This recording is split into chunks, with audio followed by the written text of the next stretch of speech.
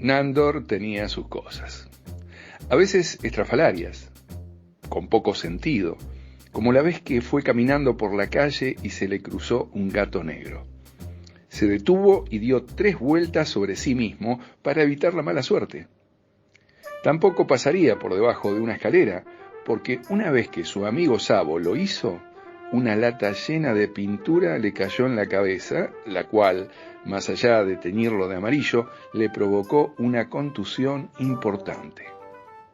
Y con respecto del amarillo, Nandor jamás vestiría con ese color, sabiendo que Molière usó ese tono de atuendo durante una representación de El enfermo imaginario, actuando él mismo. Cuentan que sufría de tuberculosis y que esa noche comenzó a toser y a lanzar esputos de sangre que mancharon su ropa. Murió horas después, en su casa, y por las dudas Nandor tenía un letrero que había hecho él mismo, puesto en su mesita de luz, que le hacía recordar, segundo antes de levantarse de la cama, que lo hiciera con el pie derecho y no con el izquierdo. Había veces, cuando se reunía con sus amigos Laurent y Jency a beber unos tragos en el bar de la esquina, en que la conversación derivaba en las supersticiones, ya que los tres provenían de familias habituadas a tareas campestres, siendo ahí donde más se respetaban las distintas creencias populares. Las cruces de sal en el piso, los días de tormenta, las plumas de ciertas aves para tener éxitos en el amor, la comezón en la mano izquierda ante la inminencia de recibir dinero, o golpearse el codo, significando el advenimiento de una racha de buena suerte. Aunque esto último podría ser peligroso, porque una vez Jency se golpeó el codo tan fuerte que quedó sin movilidad su brazo derecho por un par de horas. Pero quizás la más curiosa de todas las supersticiones populares fuese la de barrer de noche. Ninguno de los tres se había atrevido en su vida a hacerlo, porque creían que si lo hicieran, llegaría el diablo para llevárselos al infierno.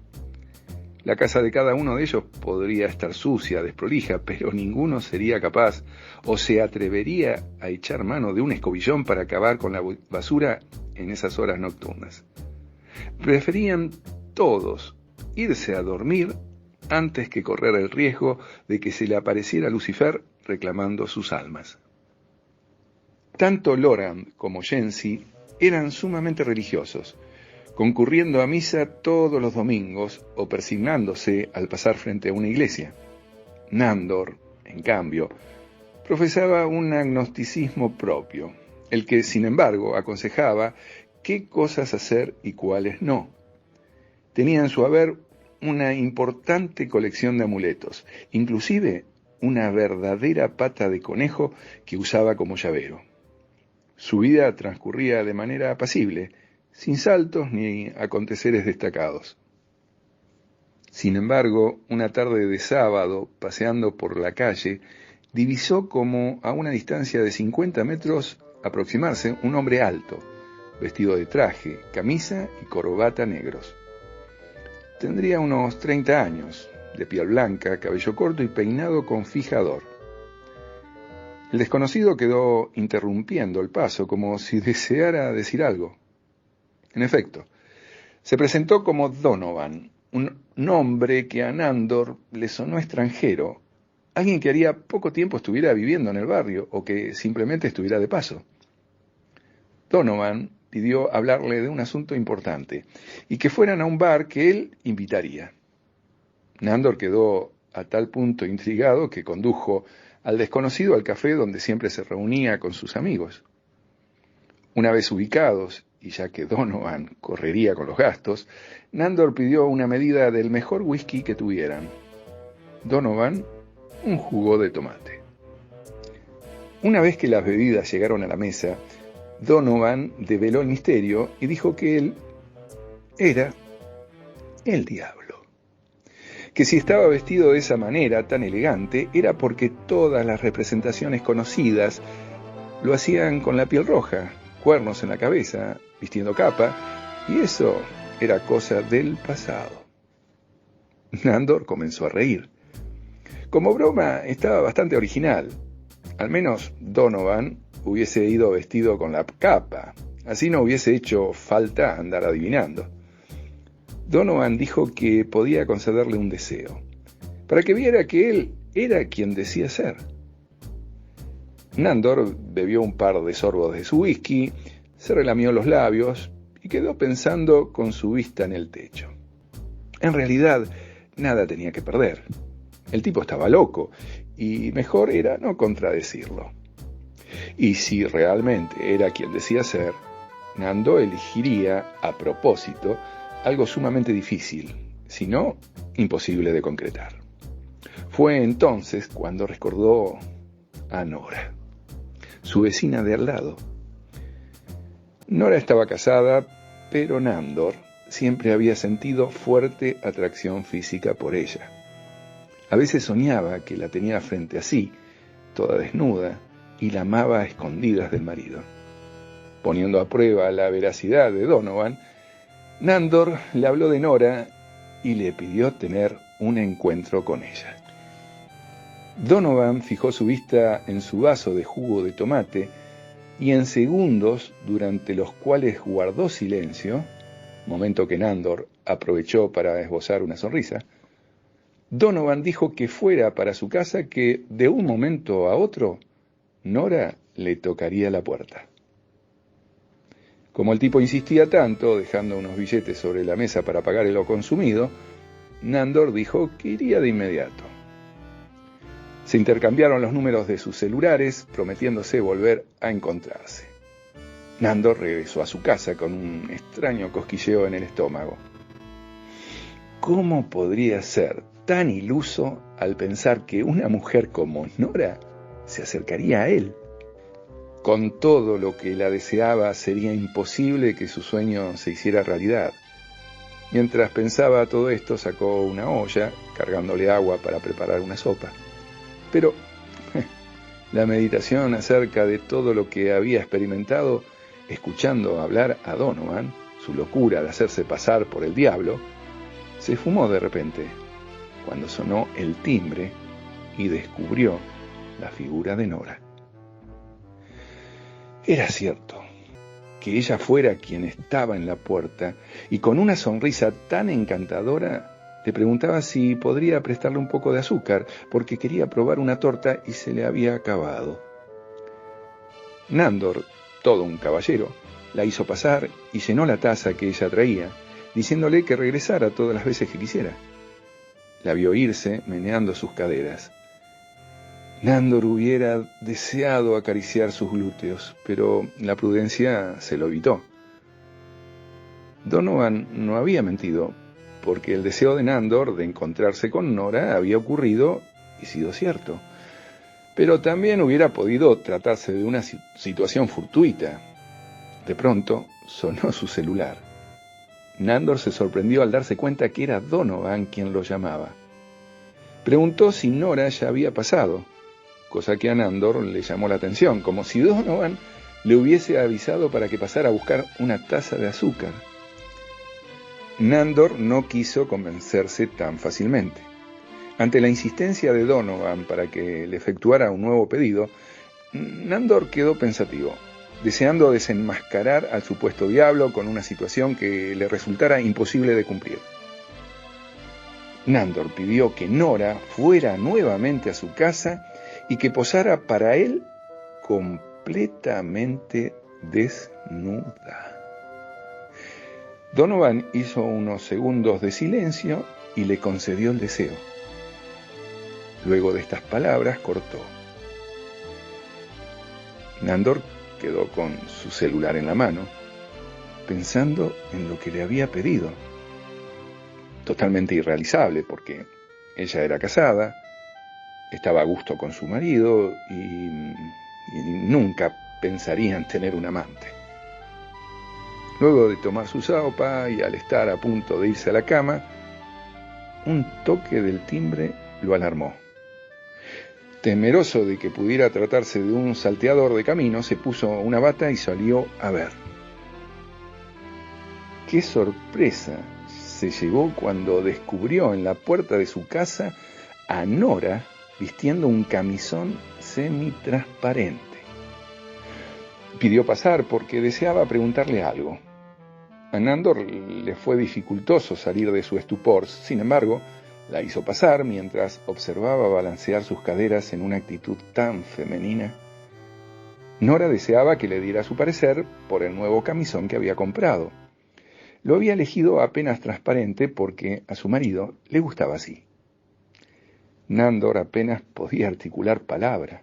Su mandíbula parecía de yeso, escasamente movible. Tartamudeó un par de frases y su corazón comenzó a latir a mayor velocidad cuando Nora se quitó el camisón, quedando por completo desnuda. Sus senos, amplios, pulposos, podrían por él ser masajeados en un placer único, egoísta, sin importar nada más. Las caderas de Nora invitaban a ser abrazadas, besadas. En una palabra, Nandor creyó estar soñando. Nora le pidió que tocara la tela del camisón y si creería que a su marido le satisfacería. Nandor tomó el camisón entre sus temblorosas manos, lo acercó a su nariz y lo olió con pasión. Luego dijo que estaba muy bien, que no tendría inconveniente su esposo en dar su aprobación. Los ojos de Nora brillaban de felicidad. Se puso el camisón, le dio un beso a Nandor en la mejilla y se fue. Nandor quedó inmóvil por espacio de varios minutos, solo reintegrándose a la realidad cuando la campanada del reloj del living dio la 1 de la madrugada. Le costó conciliar el sueño esa noche. Al despertarse al día siguiente, su cabeza vibraba como parche de tambor. Luego de servirse un café y aún con restos de lo que había vivido durante la noche, tomó el celular para hablar de forma urgente con Donovan. Ya no le interesaba saber si el sujeto era o no realmente el diablo. El tema era que todo lo que le pedía, aquel lo lograba hacer realidad. Ni bien atendió Donovan, le preguntó qué tal le había parecido el camisón de Nora. Nandor le pidió que no hiciera bromas y que deseaba que se reunieran en el bar. Quedaron para esa tarde a las 3. La ansiedad de Nandor fue en aumento a medida que pasaron las horas. Por su cabeza desfilaban miles de conjeturas. Si ese tipo realmente fuera el diablo, entonces Nandor redoblaría la apuesta y le pediría lo más osado que pudiera. Y si se lo concediera, entonces sí se trataría de Satanás en carne y hueso, una imagen más actualizada de un personaje tantas veces representado con cuernos, capa, rabo de saurio y su piel teñida de rojo. Al aproximarse al bar, divisó a Donovan sentado en una mesa del fondo. Ya había pedido su jugo de tomate y ni bien Nandor se sentó, ordenó un café. Quiso saber si Donovan era realmente el diablo, porque si concedía el siguiente deseo, entonces sí le creería. Sería demasiada casualidad que pudiera hacer realidad el sueño de Nandor, tener sexo con Nora. Donovan quedó mirándolo fijo, luego clavó sus ojos en su vaso de jugo de tomate y dijo que el deseo se concedería. Pero para esto, Donovan exigía que Nandor le vendiera su alma. Nandor rió entre dientes al escuchar esto y pensó que era una jugada más de ese personaje. Aceptó, porque si Donovan deseaba seguir con sus casualidades, Nandor continuaría el juego hasta descubrir la verdad. Preguntó dónde tenía que firmar con su sangre, a lo que Donovan respondió que eso era fábula antigua. Bastaría con que escupiera dentro del vaso de jugo de tomate, cosa que hizo Nandor. Luego de realizado esto, lo vio alzar su vaso y beberse todo el jugo. Secó sus labios con una servilleta de papel y dijo que ya estaba todo hecho, que se fuera a su casa porque a la noche le caería de visita Nora. Estrecharon sus manos, despidiéndose.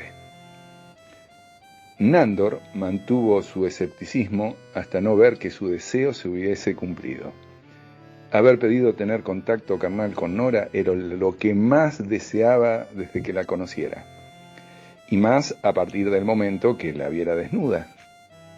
Cuando llegó la noche, Nandor, a pesar de no haber creído que Donovan pudiese cumplir su anhelo, preparó en la mesa del living un par de vasos y su mejor botella de whisky, sentándose a esperar.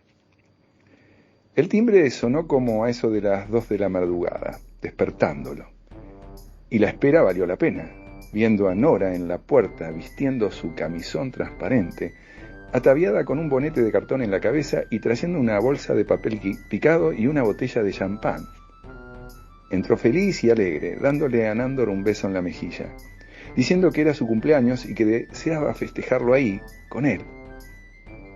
Nandor estuvo a punto de llorar de alegría cuando ella se le echó a los brazos, besándolo en el cuello, pidiéndole que abriera la botella para brindar. No lo podía creer.